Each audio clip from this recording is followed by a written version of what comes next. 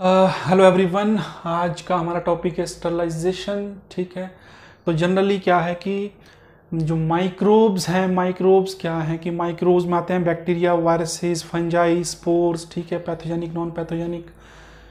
तो ये सभी माइक्रोब्स क्या है, भरे पड़े हैं हमारे सराउंडिंग में, हमारे शरीर में। अगर मैं लिख रहा हूँ ये पेन में, ठीक है, इस बोर्ड में, मतलब आप कहीं पे भी चले जाओ आपको माइक्रोब्स हर जगह मिल जाएंगे।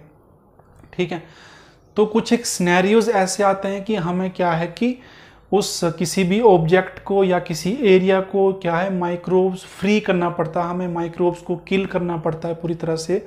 ठीक है, तो उस प्रोसेस को या उस कंडीशन को क्या कहते हैं, स्टरलाइजेशन। मतलब किसी भी ऑब्जेक्ट को या किसी मीडियम को, ठीक है, या किसी एरिया को पूरी तरह से माइक्रोब्स फ्री कर देना या माइक्रोब्स को किल कर देना पूरी तरह से।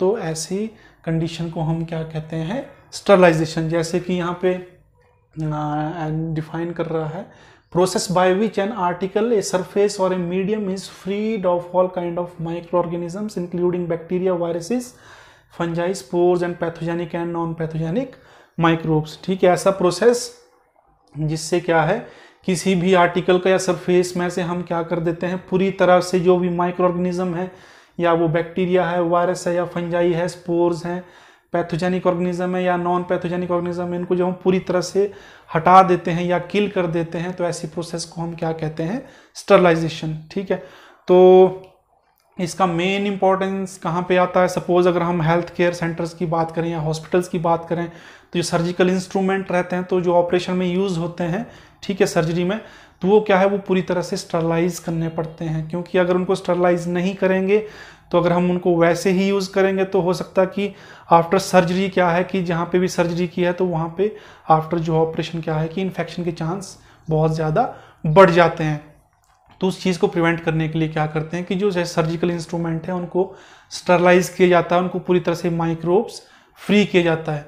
वैसे ही लाइक फूड इंडस्ट्रीज़ की हम बात करें, फूड इंडस्ट्रीज़ में जो पैकेजिंग ऑफ फूड होता है या पैकेजिंग ऑफ जूसेस, ठीक है, तो वहाँ पे भी स्टरलाइजेशन का बहुत इम्पोर्टेंस रहता है। क्योंकि जो भी पैकेजिंग मटेरियल है, जूसेस है, उन सबको प्रॉपरली स्टरलाइज किया जाता है। अगर उनको स्टरलाइज नहीं करेंगे तो वो विद इन डेज या विद इन वीक ही खराब हो जाएंगे। ठीक है, तो उनको स्टरलाइज किया जाता है सो दैट कि, और उनमें कुछ प्रिजर्वेटिव ऐड करके क्या है, उनकी शेल्फ लाइफ को इंक्रीज किया जाता है। तो आप उसको 1 साल तक या उससे भी ज़्यादा टाइम तक यूज़ कर सकते हैं, तो वो इतनी जल्दी खराब नहीं होते हैं। ठीक है, वैसे ही जैसे बायोटेक इंडस्ट्रीज़ की हम बात करें, तो बायोटेक इंडस्ट्रीज़ में या वैक्सीन इंडस्ट्री में जो भी सपोज वैक्सीन जो मैन्युफैक्चरिंग करते हैं, वो भी एसेप्टिक और स्टेराइल कंडीशंस में ही वो प्रोसेस पूरी तरह से होता है। जो भी कंटेनर यूज़ होते हैं, जो वैक्सीन वायल्स यूज़ होती हैं, ठीक है, या जो भी इंस्ट्रूमेंट यूज़ होते हैं, तो वो सभी क्या होते हैं, स्टरलाइज्ड होते हैं। तो वहाँ पे स्टरलाइजेशन का बहुत ही बड़ा इंपॉर्टेंस है। ठीक है, बाकी अगर हम जनरली अगर हम डेली रूटीन की बात करें, तो डेली रूटीन में हम क्या करते हैं, स्टरलाइजेशन हम करते हैं, बट हम अनअवेयर होते हैं उन चीज़ों से। जैसे कि हम वाटर को बॉईल करके पीते हैं, तो वो भी एक तरह का स्टरलाइजेशन है। क्योंकि इसमें हम क्या करते हैं, इसमें हम जो है उसमें जो अननेसेसरी माइक्रोब्स हैं उनको किल कर देते हैं। ठीक है, फिर पानी जो है पीने के लिए ठीक हो जाता है। को आप कुछ लोग फिल्टर नहीं अफोर्ड कर पाते हैं, ठीक है, तो वो जो एक बॉइलिंग ऑफ जो पानी का जो हम बॉइलिंग करते हैं, तो एक अच्छा मेथड है। ठीक है, तो पानी एक तरह से सेफ हो जाता है पीने के लिए। ठीक है, वैसे हम जैसे मिल्क को बॉईल करते हैं, तो वो भी जो अननेसेसरी जो रॉ मिल्क रहता है, उसमें चांसेस रहते हैं कि कुछ अननेसेसरी माइक्रोब्स हो जो हमारे सिस्टम को या हमें बीमार कर सकते हैं। तो हम क्या करते हैं, मिल्क को बॉईल करके ही पीते हैं, सो दैट कि उसमें जो अननेसेसरी माइक्रोब्स हैं वो किल हो जाएं। तो कहने का मतलब है कि किसी भी मीडियम को या फिर किसी आर्टिकल को पूरी तरह से माइक्रोब्स फ्री करना, तो उसे कहते हैं क्या, स्टरलाइजेशन। फिर एक टर्म आती है डिसइंफेक्शन। डिसइंफेक्शन क्या होता है कि प्रोसेस ऑफ डिस्ट्रक्शन ऑफ या फिर removal of pathogenic micro organism. ठीक है, इसमें सभी के सभी माइक्रो ऑर्गेनिज्म किल तो नहीं होंगे, बट इसमें क्या होता है कि जो पैथोजेनिक माइक्रो ऑर्गेनिज्म होते हैं, पैथोजेनिक मीन्स जो डिजीज पैदा करते हैं, ठीक है, ऐसे माइक्रो ऑर्गेनिज्म को किल कर देना, उस प्रोसेस को क्या कहते हैं, डिसइंफेक्शन। तो इसका बेस्ट एग्जांपल है like chlorination, chlorination of water. ठीक है, क्लोरिनेशन ऑफ वाटर। और जनरली जो घरों में वाटर की सप्लाई रहती है तो किसी सोर्स से रहती है, तो सोर्स को क्या करते हैं, उसकी क्लोरिनेशन करते हैं जनरली। तो क्लोरिनेशन क्यों करते हैं, क्लोरिनेशन से करने से क्या होता है कि उसमें जो भी पैथोजेनिक अगर माइक्रोब्स हैं, ठीक है, तो वो क्या है, किल हो जाते हैं। तो वाटर एक तरह से काफ़ी हद तक सेफ हो जाता है फॉर ड्रिंकिंग पर्पज़ या जो भी दूसरे पर्पज़ हैं। फिर आता है एंटीसेप्सिस। एंटीसेप्सिस क्या होता है कि डिस्ट्रक्शन और removal of micro organism in the living tissue so that to prevent the harmful effect of infection. तो एंटीसेप्टिक क्या होता है कि सपोज हमें कोई चोट लग जाती है या तो हम वहाँ पे क्या है कि एंटीसेप्टिक अप्लाई करते हैं लिविंग टिश्यू पे, ठीक है। तो वो हम क्यों अप्लाई करते हैं कि वहाँ पे इंजरी के आसपास में कोई भी अगर माइक्रोब्स हुए, बैक्टीरिया, वायरस, फंजाई कुछ भी हुआ, तो उनमें क्या किया, एंटीसेप्टिक अप्लाई करने से क्या है, वो वहाँ के ऊपर इन्फेक्शन को काफ़ी हद तक रोक देता है। वहाँ पे जो बैक्टीरिया हैं या वायरसेस हैं उनको वहाँ पे किल कर देता है, उनकी ग्रोथ को, फर्दर मल्टीप्लिकेशन को रोकता है, ठीक है। तो लिविंग टिश्यू में जो हम अप्लाई करते हैं उनको मारने के लिए, उसे कहते हैं क्या, एंटीसेप्सिस। जैसे हमारे डेटॉल रहते हैं, डेटॉल, सेवलॉन, ठीक है, तो ये क्या है, एंटीसेप्टिक है, ठीक है। इसे प्रोसेस कहते हैं एंटीसेप्सिस। फिर होता है एक डीकंटामिनेशन। डीकंटामिनेशन क्या होता है कि अगर इसका एग्जांपल लूँ, सपोज हम किसी लेबोरेटरी में काम कर रहे हैं, ठीक है, कोई इन्फेक्शियस हम माइक्रो ऑर्गेनिज्म हैंडल कर रहे हैं, ठीक है, या कोई हम केमिकल हैंडल कर रहे हैं या फिर रेडियो एक्टिव सब्सटेंस से हम डील कर रहे हैं, तो जनरली हमारा जो ड्रेसिंग रहता है, जो एप्रन पहना है या भी जो भी हमारा क्लोथिंग है, ठीक है, जो सेफ्टी हम क्लोथिंग वेयर करते हैं, तो चांसेस हैं कि वो माइक्रोब्स उन क्लोथिंग में क्या है कि वो लग जाता है। तो हमें क्या है कि जब भी हम दोबारा उन क्लोथिंग को हमने यूज़ करना है, तो यूज़ करने से पहले हम क्या करते हैं, उनको डीकंटामिनेट करते हैं, कि उनको फ्री कर देते हैं किसी भी तरह का जो माइक्रोब्स उसमें लगा है, इन्फेक्शियस मटेरियल लगा है या कोई केमिकल लगा है, ठीक है, या कोई रेडियो एक्टिव सब्सटेंस उसमें कोई अटैच है, ठीक है। तो उससे उस आर्टिकल को फ्री कर देना, तो उसे क्या कहते हैं, डीकंटामिनेशन। तो अब हम बात कर लेते हैं कि स्टरलाइजेशन कैसे करते हैं, इसके क्या मेथड्स हैं स्टरलाइजेशन करने के। तो इसकी जनरली दो मेथड हैं, फिजिकल एजेंट, ठीक है, और कुछ होते हैं केमिकल एजेंट। तो वो सबसे पहले हम बात कर लेते हैं फिजिकल एजेंट की। फिजिकल एजेंट रहते हैं suppose sunlight, drawing, heat, filtration and radiations, ठीक है। तो सबसे पहले हम बात कर लेते हैं सनलाइट की। सनलाइट क्या है कि एक नेचुरल जो है स्टरलाइजर है, ठीक है। जो सन रेज हैं, इसमें क्या है, UV rays plus heat rays मिलके ये क्या करती हैं, जो भी किसी आर्टिकल में जो भी मटेरियल है या माइक्रो ऑर्गेनिज्म है उसके लोड को उनको किल करने में काफ़ी हद तक ये हेल्प करती है। ओनली वेजिटेटिव सेल, हालांकि जो स्पोर्स रहते हैं, जो बैक्टीरियल स्पोर या फंगल स्पोर रहते हैं, उन पे जो सन रेज का जो है इतना असर नहीं रहता है, ठीक है। जो वेजिटेटिव सेल्स हैं उनको ये काफ़ी हद तक किल कर देती हैं। तभी हम अगर डेली रूटीन में अगर हम घर में भी देखें तो कुछ है कि जो हमारे या खाने वाने का कुछ रहता है मटेरियल या फिर दूसरे जो आइटम्स रहते हैं उनको हम क्या करते हैं, सनलाइट में जो है उसको ड्राई करते हैं। तो वो इसीलिए करते हैं कि ताकि जो है उसमें जो अननेसेसरी जो मॉइस्चर है, ठीक है, या अननेसेसरी जो उसमें माइक्रो ऑर्गेनिज्म जो लोड है, तो उससे क्या है कि वो सनलाइट्स जब उसमें पास करती है तो वो क्या कर देती है, उनको किल कर देती है, अननेसेसरी माइक्रोब्स को, उसको ड्राई कर देती है, सो दैट कि वो जो है उसका शेल्फ लाइफ जो है मटेरियल का बढ़ जाता है, ठीक है, वो इतने जल्दी ख़राब नहीं होता है। तो और जैसे कि जो हमारे नेचुरल रिसोर्सेज हैं, जो रिवर्स हैं या लेक्स हैं, इसमें भी क्या है कि जैसे सनरेज जो इसमें पेनिट्रेट करते हैं, तो उसमें भी जो अननेसेसरी कुछ है कि जो माइक्रोब्स रहते हैं उनको ये सनरेज क्या करती हैं, किल करते हैं। तो एक नेचुरल मेथड है एक स्टरलाइजेशन का। दूसरा रहता है ड्राइंग। ड्राइंग क्या होता है कि किसी भी मटेरियल को अगर हम ड्राई कंडीशन में रखें तो वो क्या है, उसकी जो है शेल्फ लाइफ बढ़ जाती है। सपोज कोई खाने का मटेरियल है, अगर हम उसको एक मॉइस्ट कंडीशन में रखें तो क्या है कि वो जल्दी ही ख़राब हो जाएगा, उसमें फंगस अटैक करेगा या बैक्टीरिया अटैक करेंगे या उसको ख़राब कर देंगे। बट अगर हम उसी मटेरियल को ड्राई कंडीशन में रखें, उसको ड्राई करें, ठीक है, प्रॉपर एयर टाइट कंडीशन में रखें, तो वो क्या है, उसकी शेल्फ लाइफ जो है बढ़ जाती है। वो क्यों बढ़ जाती है, क्योंकि उसमें जो बैक्टीरिया थे या माइक्रोब्स है वो क्या होते हैं, ड्राई कंडीशन में वो क्या है, वो नेचुरली वो किल हो जाते हैं, सो दैट कि हमारे जो प्रोडक्ट की जो शेल्फ लाइफ बढ़ जाती है। तो तीसरा हीट, ये एक बहुत ही इंपॉर्टेंट मेथड है स्टरलाइजेशन का, ठीक है। ये एक रैपिड मेथड है स्टरलाइजेशन का, जो मोस्टली यूज होता है हीटिंग वाला मेथड, ठीक है। ये दो तरह से होता है, ड्राई हीट और दूसरा है मॉइस्ट हीट। तो ड्राई हीट में मेनली जो मेथड्स हैं red heat, flaming, incineration and hot air oven. ठीक है, तो ड्राई हीट में जो रेड हीट है, रेड हीट मीन्स जैसे अगर हम लैब की बात करें, अगर हम कहीं पे लैब में काम कर रहे हैं, ठीक है, हम कोई हैंडल कर रहे हैं कोई माइक्रोऑर्गेनिज्म या कुछ भी प्लेटिंग कर रहे हैं, तो हम क्या करते हैं जैसे कि कुछ एक नीडल्स रहती हैं या फिर इनोकुलेटिंग वायर लूप रहती हैं या फोर्सेप्स रहती हैं, तो हम क्या करते हैं कि जो बंसन बर्नर है जो सामने जल रहा है उसमें हम क्या करते हैं उनको रेड हीट कर देते हैं, मतलब पूरी तरह से उनको लाल कर देते हैं, उसका जो टिप रहता है। ठीक है, वो क्यों करते हैं कि ताकि उससे क्या होता है कि उसमें जो माइक्रोब्स अगर हैं तो वो क्या है किल हो जाते हैं।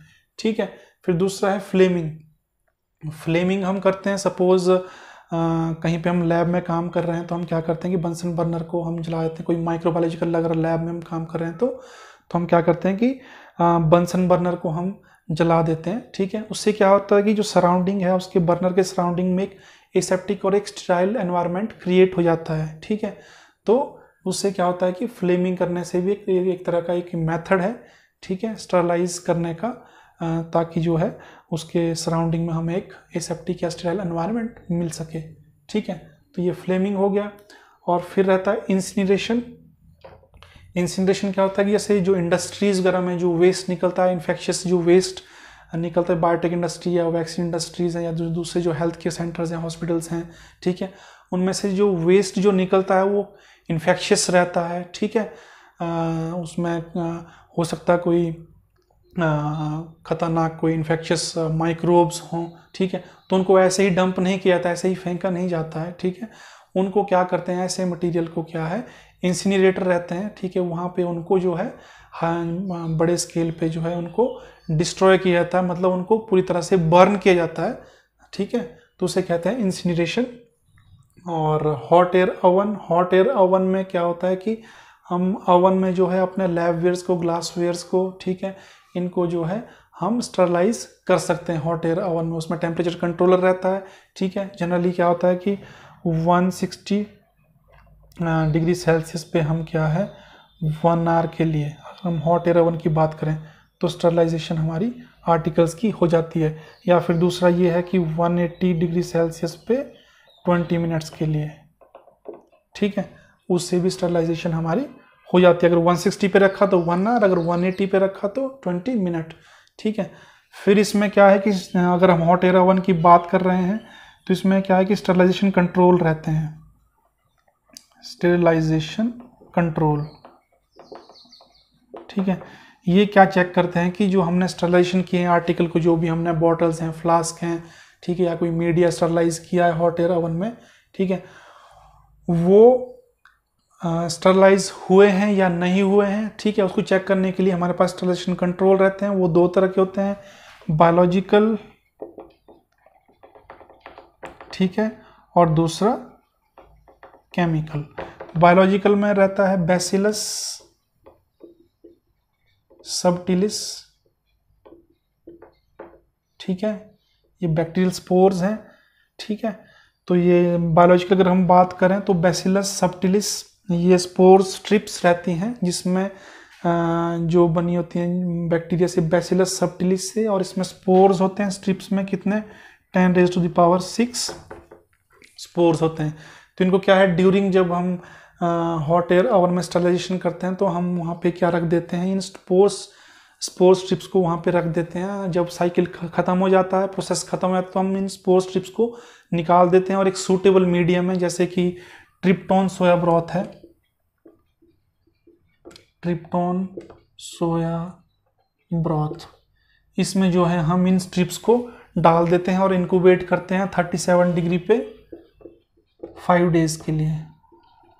ठीक है, आफ्टर 5 डेज हम चेक करते हैं कि उस मीडिया में कोई ग्रोथ तो नहीं आई है due to this bacillus subtilis, जो हमने स्पोर की स्ट्रिप उसमें डाली थी।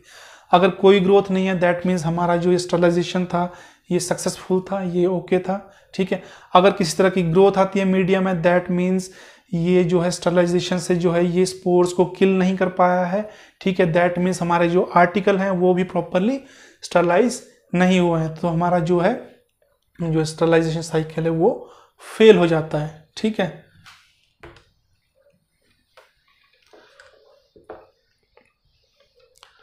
फिर एक केमिकल मेथड रहता है, केमिकल में हम ब्राउनिश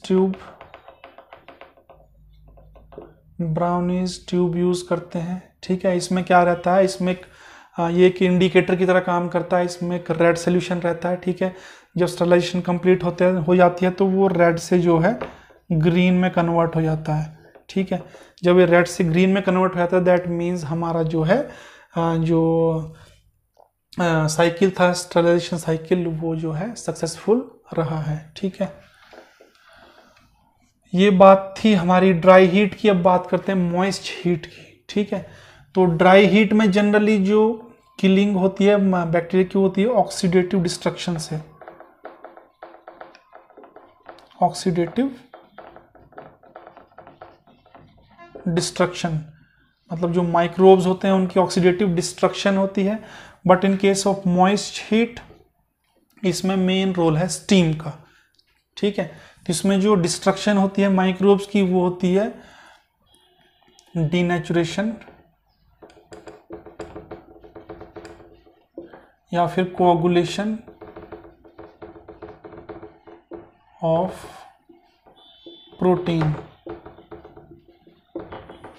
ठीक है, इसमें क्या होता है कि जो माइक्रोब्स है हमारे उसमें जो प्रोटीन कंपोनेंट है उनका डीनेचुरेशन हो जाता है या फिर कोआगुलेशन हो जाता है, जिसकी वजह से क्या है हमारे जो माइक्रोब्स हैं वो किल हो जाते हैं। ठीक है, तो इसमें मॉइस्ट हीट में क्या है, इसमें स्टीम का मेन रोल है। ठीक है, क्योंकि स्टीम का जो पेनिट्रेशन पावर रहता है वो काफ़ी ज़्यादा रहता है as compare to dry heat. ठीक है, तो जो मॉइस्ट हीट है ये मेनली इसमें भी ये तीन तरह से हम कर सकते हैं स्टरलाइज इसमें मॉइस्ट हीट में। एक तो है कुछ एक आर्टिकल जो या कुछ एक मटेरियल रहते हैं जिनको हम बिलो 100 डिग्री सेल्सियस पे हम उनको स्टरलाइज करते हैं। कुछ एक मटेरियल है जिनको हम 100 डिग्री सेल्सियस पे स्टरलाइज करते हैं, और कुछ एक आर्टिकल या मटेरियल है जिनको अबव 100 डिग्री सेल्सियस हम क्या करते हैं, स्टरलाइज करते हैं। तो अगर हम बिलो 100 डिग्री सेल्सियस की बात करें तो इसमें मेनली आता है हमारा क्या, पास्चुराइजेशन। पास्चुराइजेशन मीन्स जैसे कि हम मिल्क की जो पाउच लेते हैं, ठीक है, मार्केट्स में लिखा होता है पास्चुराइज्ड मिल्क। तो पास्चुराइजेशन क्या होता है, जब हम मिल्क को 63 डिग्री सेल्सियस पे 30 मिनट्स के लिए बॉईल करते हैं। ठीक है, तो उसे कहते हैं पास्चुराइजेशन। या फिर 72 डिग्री सेल्सियस पे 20 सेकेंड्स के लिए।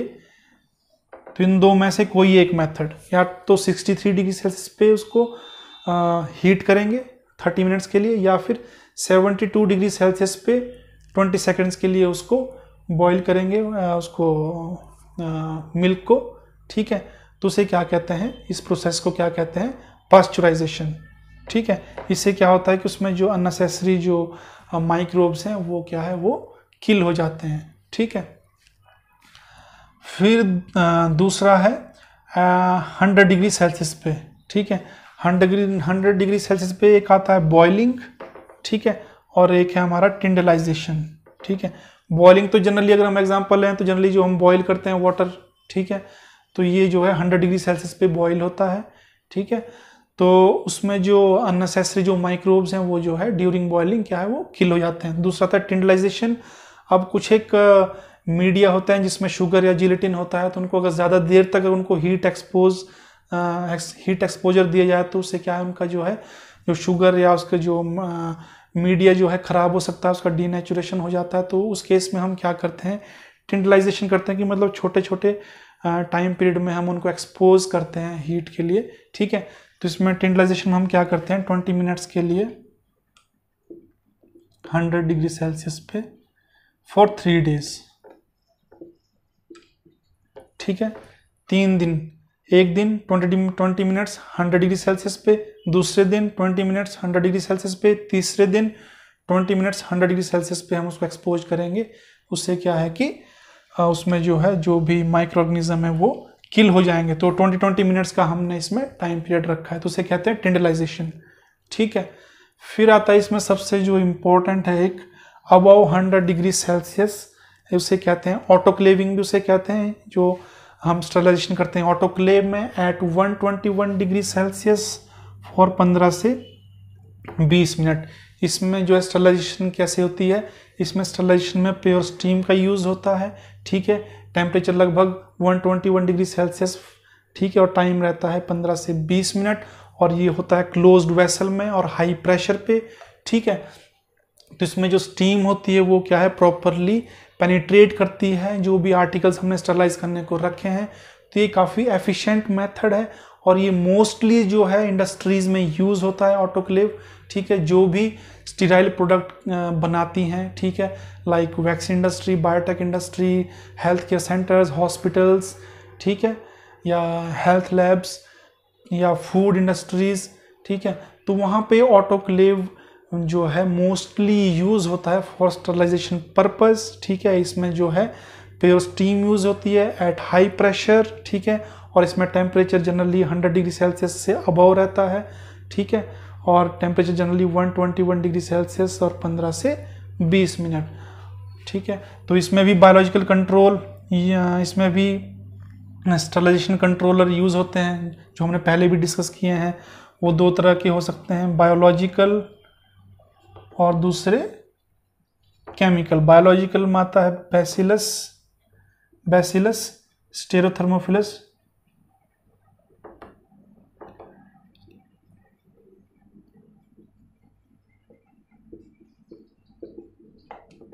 बैसिलस स्टेरोथर्मोफिलस, ठीक है।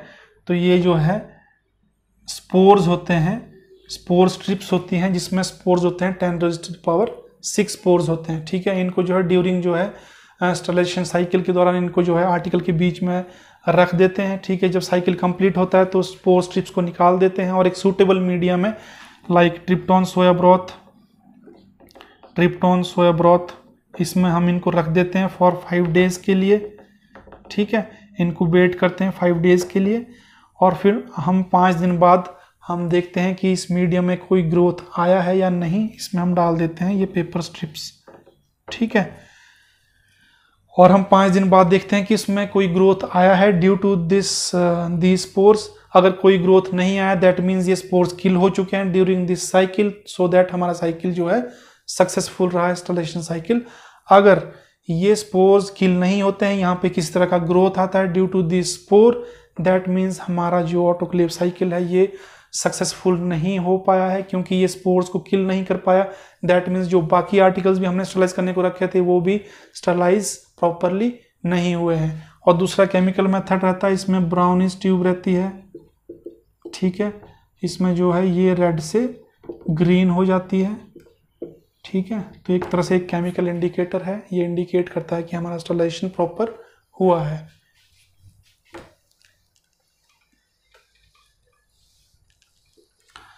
ओके, फिर ये सनलाइट, ड्राइंग, हीट ये हो गया है। अब आता है फिल्ट्रेशन।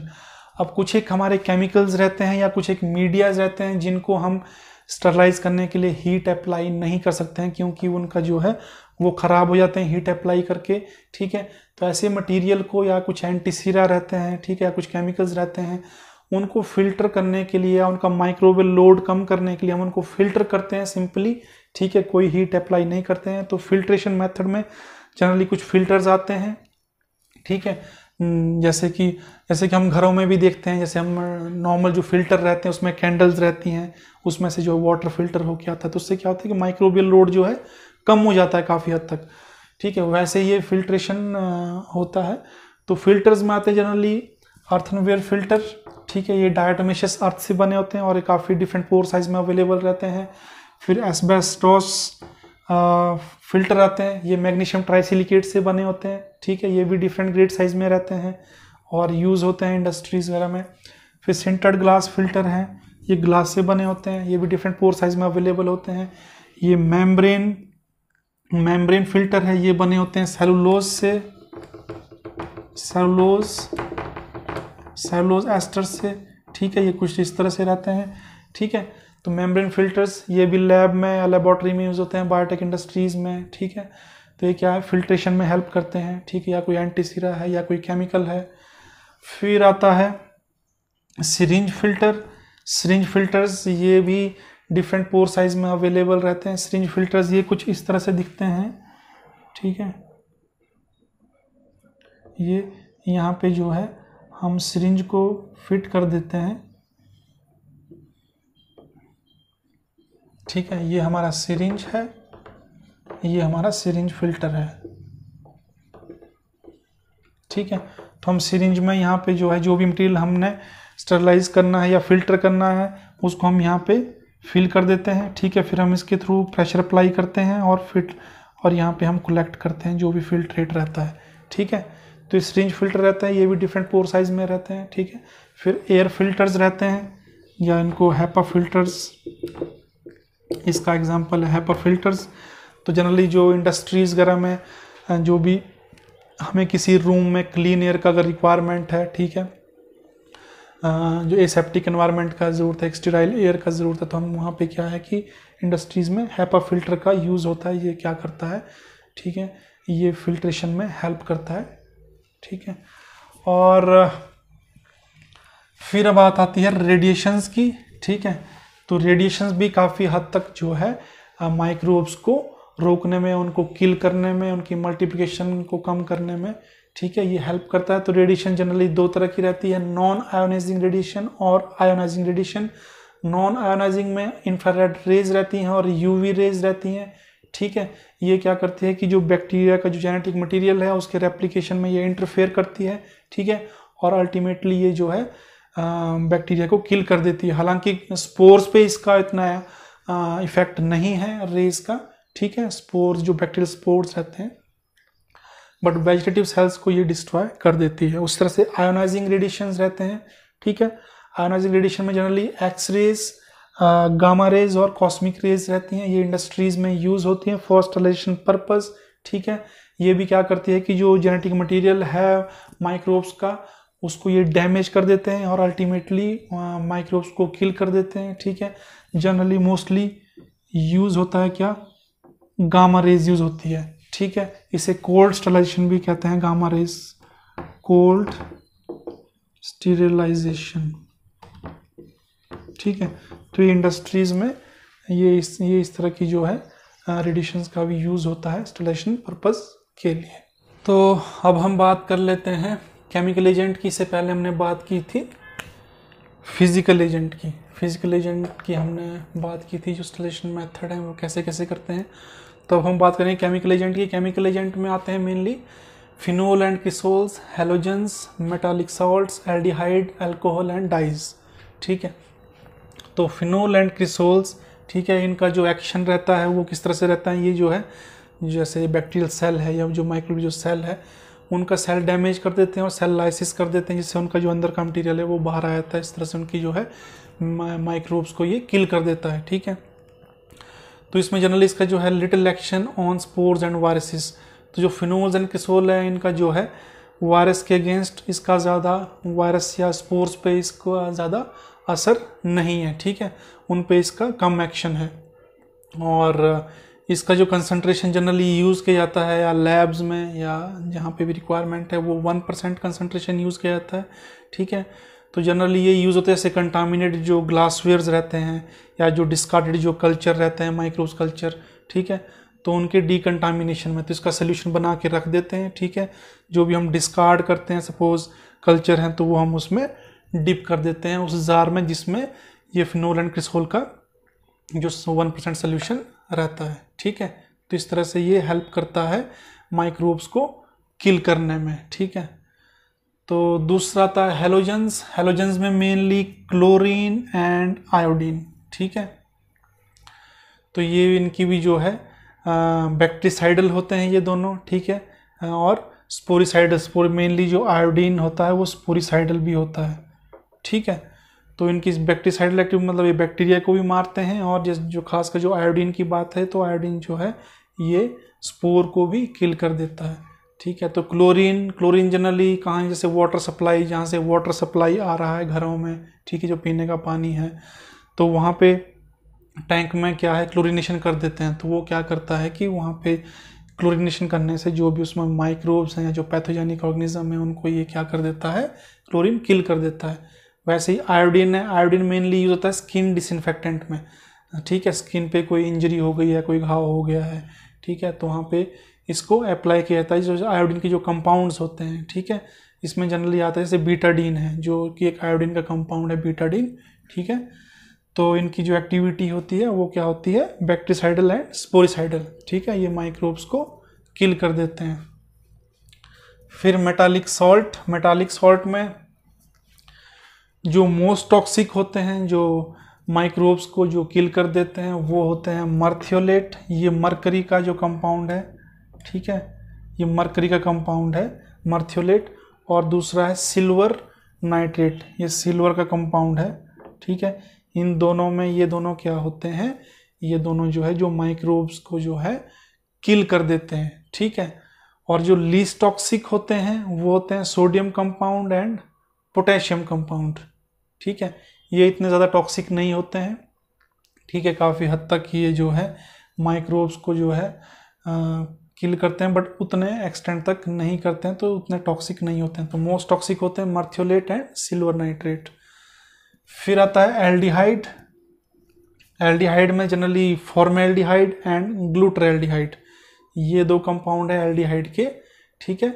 ये होते हैं, जैसे फॉर्मेल्डिहाइड की अगर हम बात करें तो ये लीथल होते हैं बैक्टीरिया के लिए भी, वायरसेस के लिए भी, फंजाई के लिए भी और स्पोर्स के लिए भी, ठीक है। और जनरली इनसे जो स्टरलाइज करते हैं हम रूम वगैरह, जो बड़े एरियाज रहते हैं, फर्नीचर्स, क्लोथिंग्स, ठीक है, या जो रेस्पिरेटर्स वगैरह रहते हैं, वो जो है फॉर्मेल्डिहाइड से हम क्या करते हैं, स्टरलाइज करते हैं। ग्लूटरैल्डिहाइड ये भी लीथल होता है बैक्टीरिया के अगेंस्ट, वायरस के अगेंस्ट, फंजाई, स्पोर्स, इन सभी को ये किल करता है, ठीक है। तो ये यूज़ कहाँ होता है, या ये जनरली हॉस्पिटल्स में थर्मोमीटर, सिस्टोस्कोप, ब्रोंकोस्कोप, ठीक है, ये इंस्ट्रूमेंट हॉस्पिटल में यूज़ होते हैं, तो ये इनको स्टरलाइज करने में ये यूज़ होता है ग्लूटरैल्डिहाइड, ठीक है। फिर आती है बात अल्कोहल की। अल्कोहल में जनरली आइसोप्रोपाइल अल्कोहल 70%, 60 से 70% यूज़ करते हैं, ठीक है। और दूसरा मिथाइल अल्कोहल, ठीक है। तो ये लीथल होते हैं बैक्टीरिया के लिए एंड वायरसेस के लिए, ठीक है, अल्कोहल। और स्पोर्स पे इनका इतना एक्शन नहीं होता है, जैसे बैक्टीरियल स्पोर्स वगैरह हैं उन पे एक्शन नहीं होता है इतना, ठीक है। तो ये कैसे काम करते हैं, ये डीनेचर कर देते हैं प्रोटीन को, जो माइक्रो ऑर्गेनिज्म है उनके प्रोटीन को ये डीनेचर कर देते हैं। ये फैट सॉल्वेंट भी होते हैं, ठीक है। जो माइक्रोब्स में जो फैट लेयर होती है, जैसे लाइपोपॉलीसैकेराइड्स है, तो उसको ये डिसॉल्व कर देते हैं और किल कर देते हैं माइक्रोब्स को, ठीक है। और जो मिथाइल अल्कोहल है, जो मिथाइल अल्कोहल है, ये जो है एक्टिव होता है, इफेक्टिव अगेंस्ट फंगल स्पोर, जो फंगल स्पोर्स होते हैं उनके खिलाफ ये काफ़ी एक्टिव होता है, फंगल स्पोर को भी किल कर देता है, ठीक है। फिर बात करते हैं डाइज की। डाइज दो तरह की होती है, एनिलीन डाइज एंड एक्रिडियन डाइज, ठीक है। तो ये क्या होती है, जनरली ये डाइज क्या होती है, बैक्टीरियोस्टैटिक होती हैं। बैक्टीरियोस्टैटिक मीन्स ये जो है बैक्टीरिया की या वहाँ पे जो है मल्टीप्लिकेशन को जो है ये काफ़ी हद तक रोक देती है। और लो बैक्टीरिसाइडल एक्टिविटी, तो इनमें जो है ये माइक्रोब्स या बैक्टीरिया को इतना अच्छे से किल नहीं करती है, ठीक है, तो लो एक्टिविटी होती है, बट बैक्टीरियोस्टैटिक होती है, मतलब उनकी ग्रोथ की, उनकी मल्टीप्लिकेशन को रोक देता है, ठीक है। इसकी जो मारने की क्षमता है वो कम होती है, ठीक है। और ये यूज़ होता है antiseptic for skin wands, skin में जो घाव हो जाते हैं तो उनमें जो है एज ए एंटीसेप्टिक यूज़ करते हैं डाइज को, ठीक है, जैसे aniline dies and acridine dies या इनके जो डेरिवेटिव्स हैं, ठीक है। तो आज की वीडियो में इतना ही। आई होप कि आपको वीडियो पसंद आया होगा, तो आप मेरे चैनल को लाइक, सब्सक्राइब और शेयर कर सकते हैं। जल्द ही मिलेंगे एक नई वीडियो के साथ। Thanks for watching, take care, bye bye.